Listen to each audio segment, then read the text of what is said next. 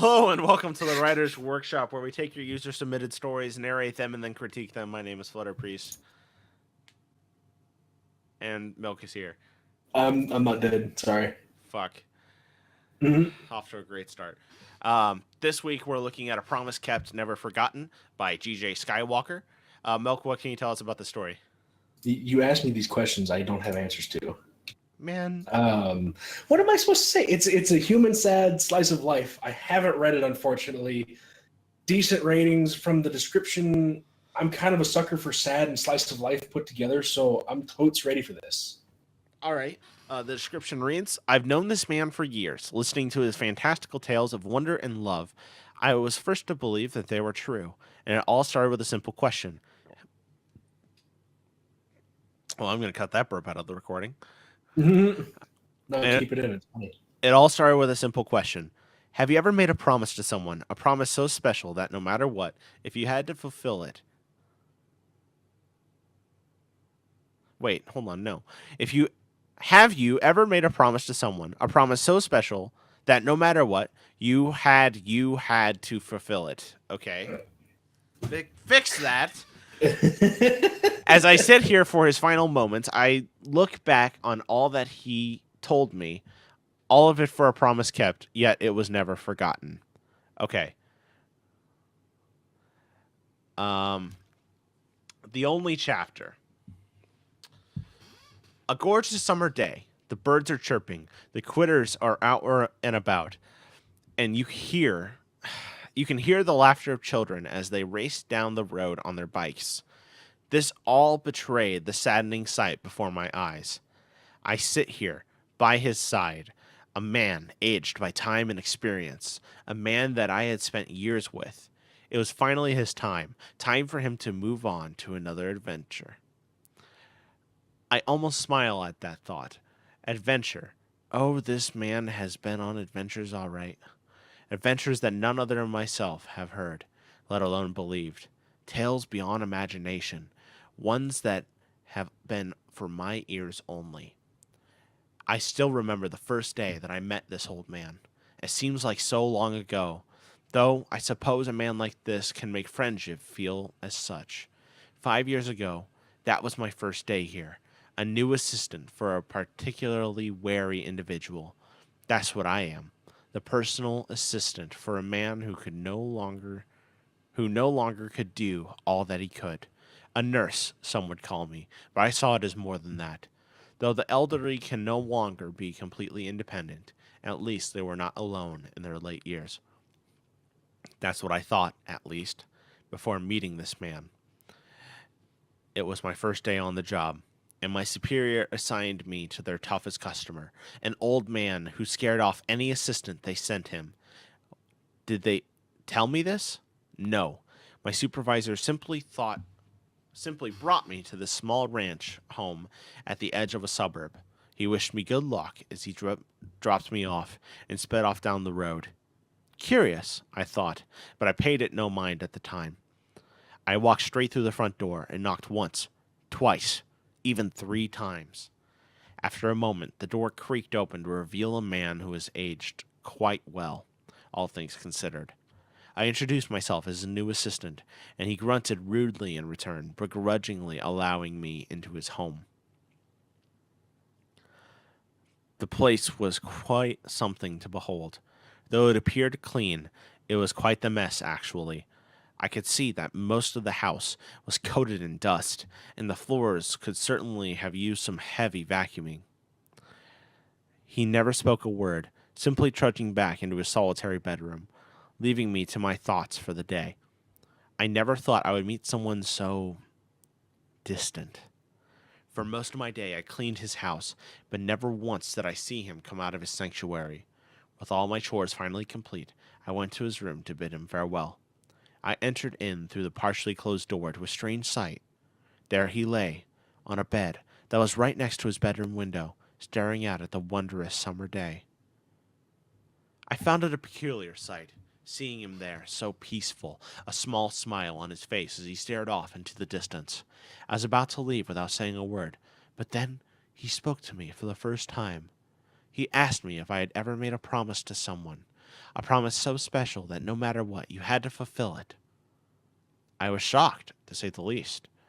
His first words to me were so deep I wasn't sure how to respond, but I eventually did, being honest that I never made a promise so special.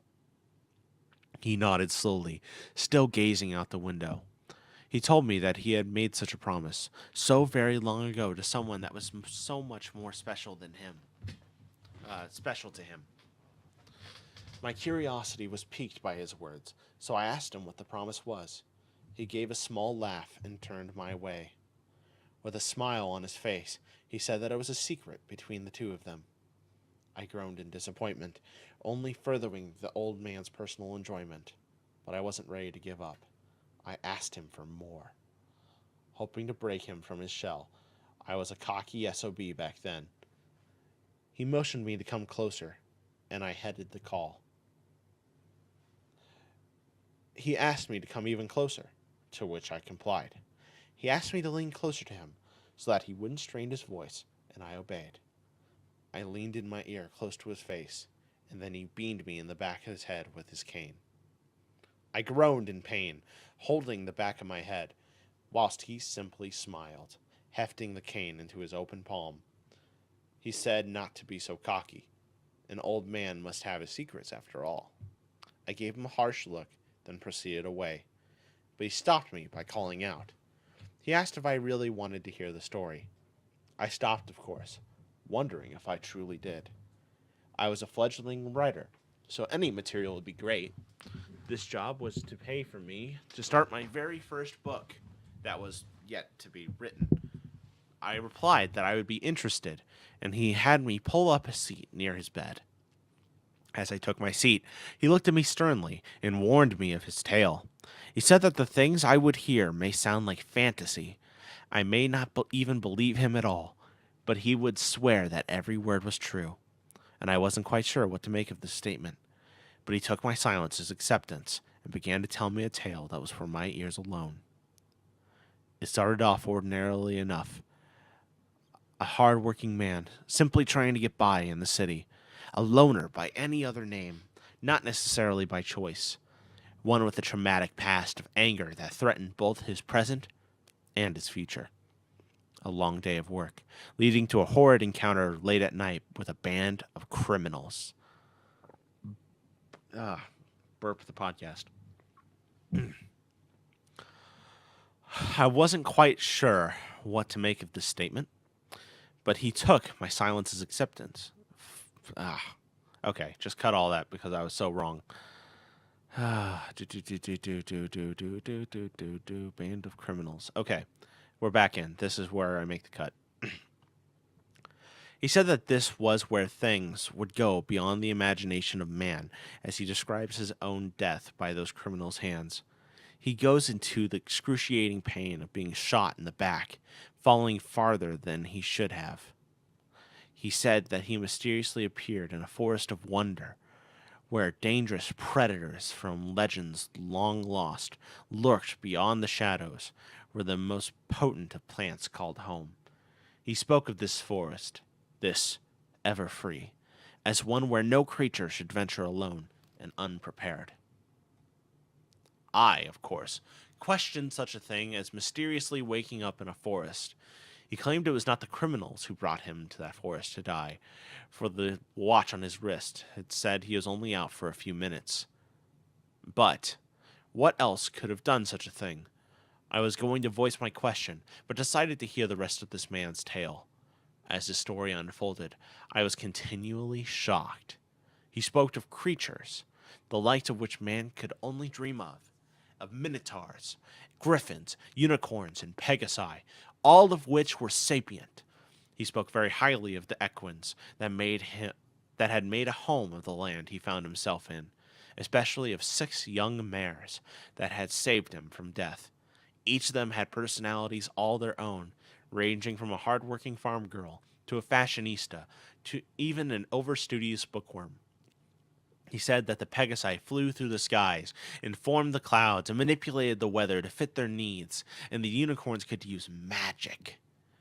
Even the extraordinary ponies had powers to make the land fertile and grow crops that were better than any a human could produce. It was so unbelievable, yet he swore with his life that every word was true.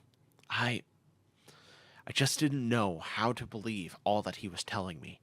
He basically told me that magic and other worlds existed. I really didn't know how to take it all in. But then he asked me the most important question of all. The man asked, with a tiny glimmer of hope in his eyes, if I believed him. That was the question, wasn't it? Did I believe him? Could I believe him? He spoke of pure fantasy, but the way he spoke indicated the truth behind his words. That was it then. I looked back at his eyes and said that I believed every word. The man smiled an honest smile, somehow knowing that I spoke the truth. I looked at the clock and noticed it was far past the time I should have left. As I was about to walk out, the man called back to me. He said to come back tomorrow if I wanted to hear more. I turned back to him with a smile and nodded, exiting the house with that smile still on my face. The next day, my superiors were all surprised to see that the man had asked that I would be his full-time assistant, meaning that he would be the only one I would assist. I didn't mind, though it came as quite a shock to the others. I asked them why, and they told me this man had sent away each and every assistant they had ever sent over there after their very first day. This was something completely unexpected, but I did feel a twinge of pride that the man wanted me back. I made sure to get there bright and early, wanting to hear more stories as soon as possible. The man would welcome me into his home, and I would get right to work, telling his tales as the day progressed. This routine continued on, day after day, month after month, and year after year. I learned much from that man. I had learned that his name was Chris, but he told me never to call him that. When I asked why, he told me that Chris may have been the name he was birthed with, but it was not his name. I asked him what his name was, but he paused for several moments. He told me that he couldn't remember. He recalled that the name was one he gave to the equines on that world. But it had been many years since anyone called him that name. I chose to simply call him Sir, to which he agreed that it would be the best. I looked forward to our visits every day, always eager to hear of another of his fantastical adventures. He spoke of this wonderful town that he had just moved into, the kind-hearted rulers that allowed him into their land. If there was one thing he spoke most of, it was that purple unicorn. This mare was the one he spoke of the most. It took many stories for me to finally discover why he spoke so highly of this mare. He loved her. It was shocking, to say the least. A man had fallen in love with a pony, something a younger me would have found revolting. Yet, after hearing of these stories, I was happy for him.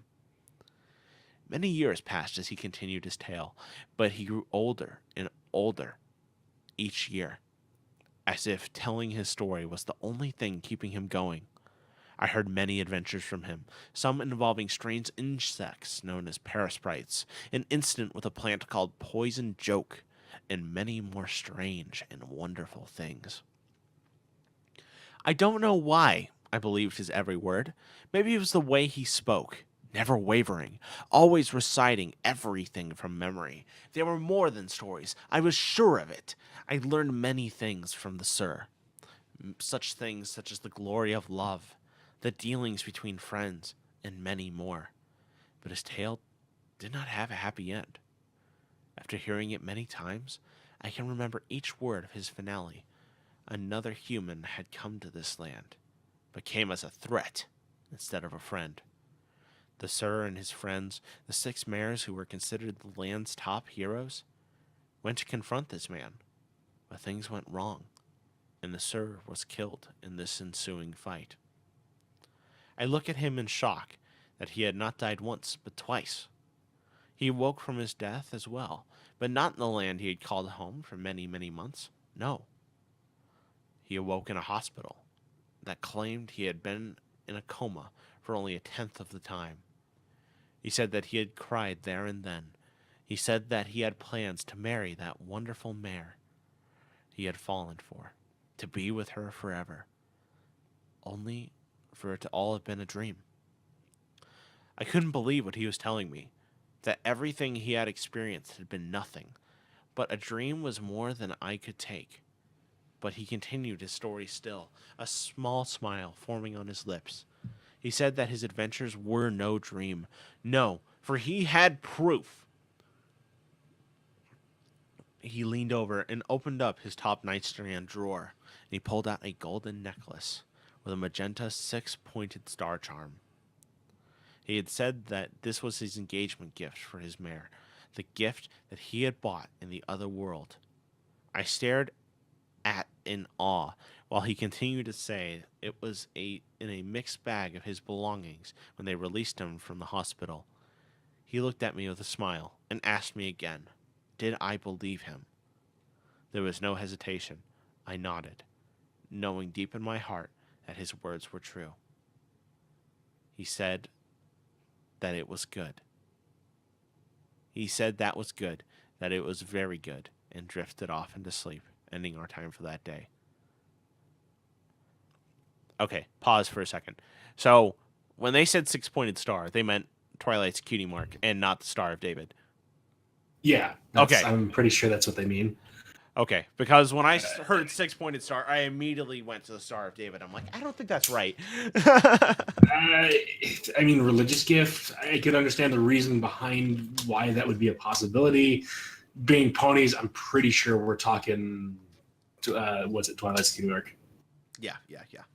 Okay. I don't know, I could be wrong. I'm not the author. Twilight confirmed for Jewish.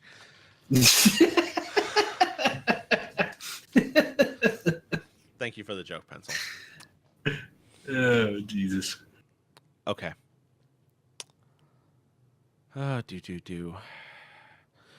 That was 3 years ago when I heard the conclusion to the story, but not the last time I heard it.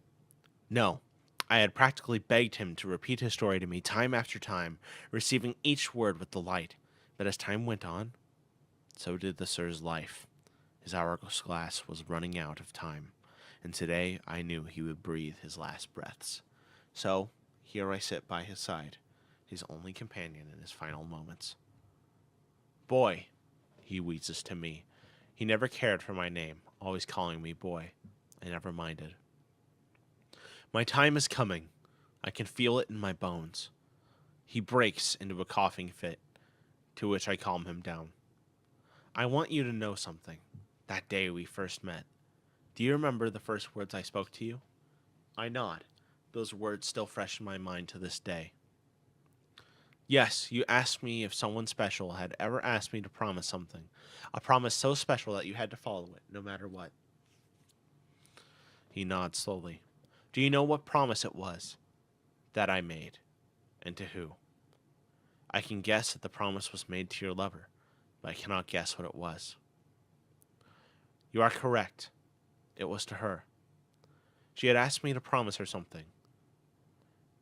That should I ever return to my world, that I would make friends. I blink, truly not expecting that to be the promise, but the Sir was not finished. I had given up on friendship during that time, my boy. My temper had driven everyone away, and I felt so alone. She changed that in me. She and the others made me want to have that feeling always. I never forgot that promise I made, and I went on to make several lifelong friends. I cherished each of them, but I who outlived each of them. I truly thought I would go out in my final years on my own. He turns to me, a single tear in his eyes. Then you came along, my boy. There were so many before you, none of whom would give this old man the time of day. But you had something special about you. You have the faith.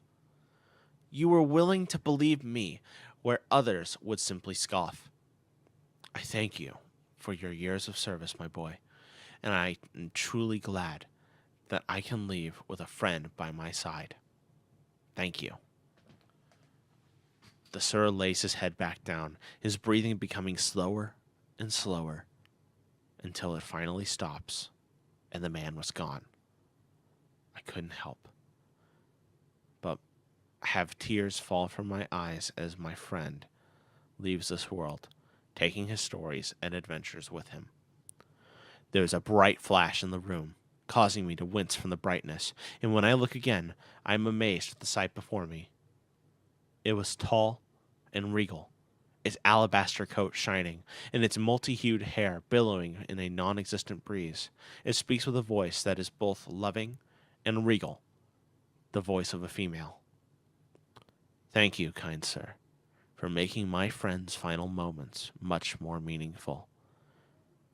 She bows to me by lowering her horse-like head. In fact, all of her is equine. It clicked. This was one of the rulers of that magical land. I didn't know what to say, so she continued. I've been watching my old friend from afar, looking for a way to return him to his lover and my dearest student. While several decades have passed here, less than one has passed in our world. But thanks to you, my friend died with a smile on his face. For that, I wish to thank you. Ask anything of me, and if it within my power, I shall grant it. I could not believe what I am hearing, let alone what I am seeing. It is far too surreal. But her last words rang through my mind quite well. Anything I asked? I could have my greatest of wishes come true? As I think this over, my eyes wander over to the lifeless body of my dead friend, and something clicks in me and I know what I need to ask of this ruler. My wish is for my friend. If you can, could you take him back to your world? Perhaps you could give him a life he should have had. He died both times to leave and return to this world. Should it not be possible you could do the same now? The winged and horned equine in front of me was surprised at first, but her muzzle soon turns to a happy smile. Are you sure that this is what you wish? I nod with determination. Yes, this man brought me many years of happiness. As such, I would like to repay him in kind. If you can, please do so. It is within my power. I would have done so prior, but it appears that it is impossible to bring over one who is living. Magic works in the strangest of ways, it appears. I thank you once again, young man, for giving up your happiness for my friend. The body of the man disappears before my eyes, and I turn back to the royal pony. I will take my leave of you then. Take care, young man. Wait! I call out to her, making her stop for a moment. Before you go, there's one thing I wish to ask you. Over the years, the good sir lost the memory of his name. As his friend, you surely know what it is. Tell me, please, what was the true name of my friend? The equine only smiles warmly at me once again. His name is Geo. With that and a flash, she was gone, leaving me alone in this house to my thoughts. A few weeks have passed since then, and many wonderful things have happened. To my shock, the man, known as Geo, had willed to me all of his possessions. He had no children, leaving himself only for his one true love, that purple unicorn mare. He left me with several thousand euros that I had accumulated in savings over the years, as well as the very house that I had kept him company in. I now had the funds that I needed to start my writing career, but there was one problem that dug its way into my mind. I had no idea on what to write. Then, as if struck by inspiration, I thought back to Geo. His life was full of adventure and wonder, and that was what I could write about. I could bring Geo's story to the masses and give my friend a proper tribute. I could make his wish come true through the written word. So, I got to work on what would be the first draft of my greatest story ever, and it started with a little thought like this. A life that never knew the joys of friendship and love, one that was taken far too soon. His tale, one of fantastical wonder, one that brings him great joy and love in a form he never believed possible. But this is not for him alone. No. For what happens to this man is possible for all. What he experiences is something that could for any other. Perhaps not as fantastical or adventurous, but wonderful nonetheless. After all, to a friend and love is human. Author's note. Thank you, Geo, or GeoDZX Dragon, that is, for all your wonderful stories. Happy 27th. So, So,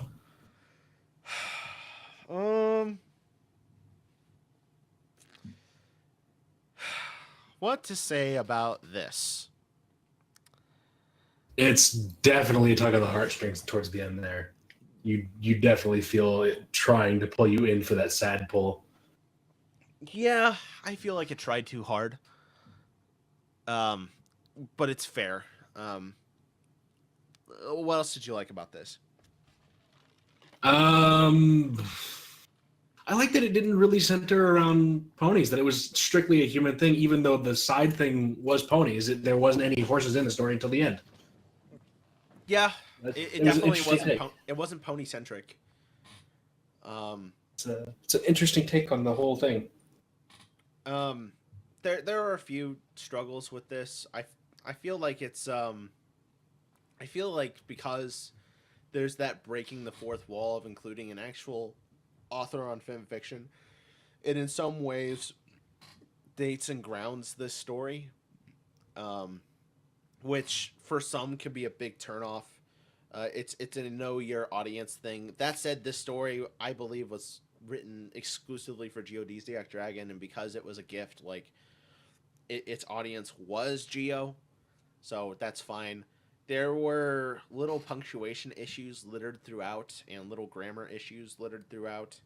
That could all be taken care of with a good editing swipe. So there's not a lot of point in kind of hamming on that. There's also a very, very hard tense change. The entire story is in the past and then it switches to present abruptly, and that's fine. Like it's intended to do that in the story, but I don't know. I feel like it would be also kind of stronger if it stayed entirely in the past tense. It's a campfire story thing.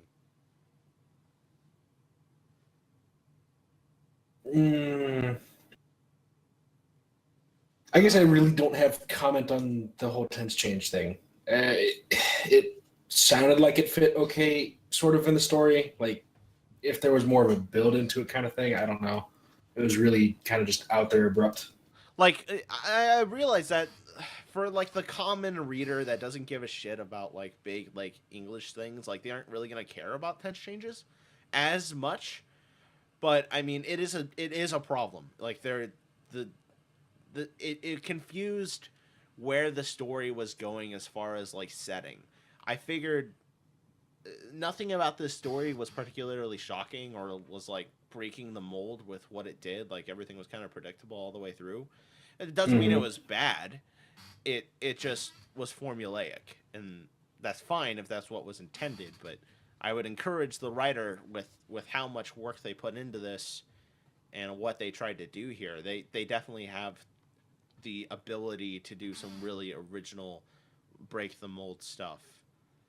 And Pencil's commenting in the chat here that actually the tense changes were throughout and mid sentence at times.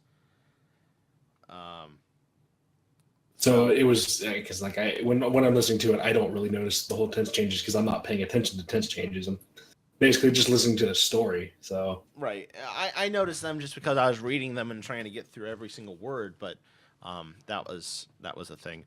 One thing that irked me personally about this story and maybe made it a struggle for me is the formality of it. This story is so formal, and if that's your style, that's fine. But gosh, man, there's no problem using contractions. There's so much "it is" or "I cannot" or things like that.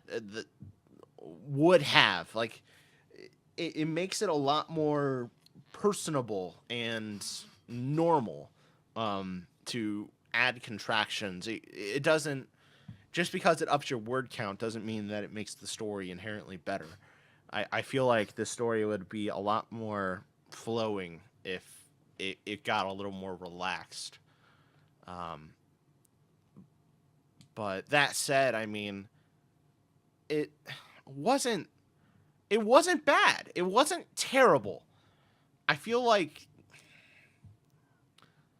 I don't know who I would recommend this story to, but if someone wanted an example of like how to write a human in Equestria story without like getting really really ridiculous, do you know what I'm saying? Like, Yeah, this is like a really really mellow story. Like, they could have taken the step forward and said like his name is Anon instead of Geo, and I would have been like, yes, this is nice. But that's because I'm an Anon guy. It's a biased opinion. Like, it's really nice, and the fact that actually I kind of like if they didn't release who the name is at all. Just the fact that he created his own life for himself or something. I don't know. Just throwing that out there. It's maybe it wasn't necessary. Just not a bad story. I want to see more from DJSkywalker because they definitely have the ability to do some good stuff. Just definitely consider getting an editor and working on the craft a bit more. So, yeah, I know exactly who I would recommend this story to. Oh, I would recommend it to Geo. Yes. If Geo hasn't read this story, he needs to read it. Hashtag assault Geo. So, thank you for watching this episode of the Writer's Workshop. Were we completely wrong? Is this story the greatest work of art ever? Is this story the worst thing you've ever heard ever? Go ahead and leave us a comment if you want to see more Writer's Workshops, or get us on get Geodesiac Dragon on the the Barcast. Stop! No, the Barcast.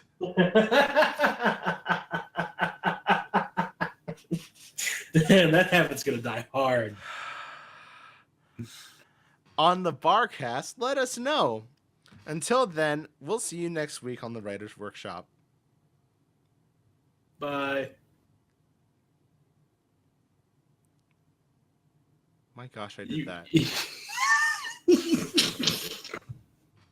The Good HAE podcast. Oh, Jesus. We did it that way for almost over a year. It's ridiculous. It's so hard. It's so hard. I'm sorry. I can cut that. I can cut that from... No, you know what? Leave it, because it's a good joke at the end there. It's perfect. Oh, gosh.